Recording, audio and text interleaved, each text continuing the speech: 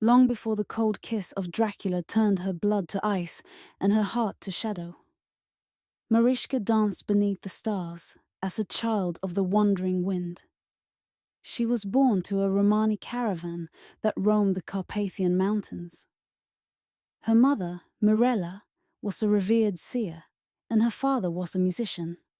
From them, Marishka inherited a gift, the sight. Even as a child, she saw things others could not. Shadows that whispered secrets, spirits lingering in moonlit forests, dreams that came true. Her people both revered and feared her. She would vanish into the woods for hours, returning with stories of a silver-eyed man in a velvet cloak who promised her power should she seek it. When Marishka was 20, her caravan settled near the cursed village of Vasa, a place shrouded in mist and misery. The villagers were wary, whispering of disappearances, of screams in the night carried on the wind. Her people warned her to stay clear of the old castle that loomed over the valley. But Marishka felt the pull. One fateful night, she climbed to the castle gates.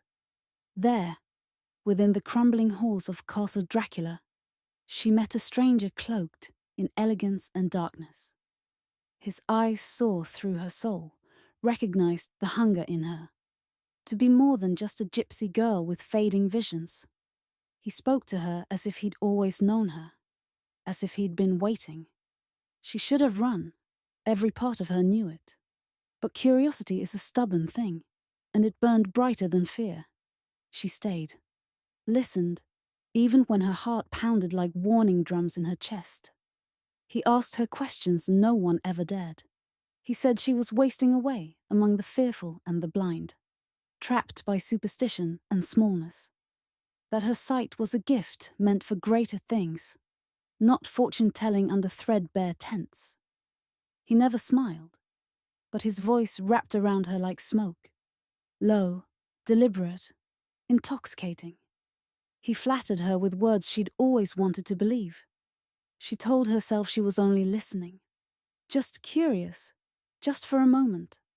But the moment stretched, and when he offered her his blood, his gift, his curse, Marishka did not flinch.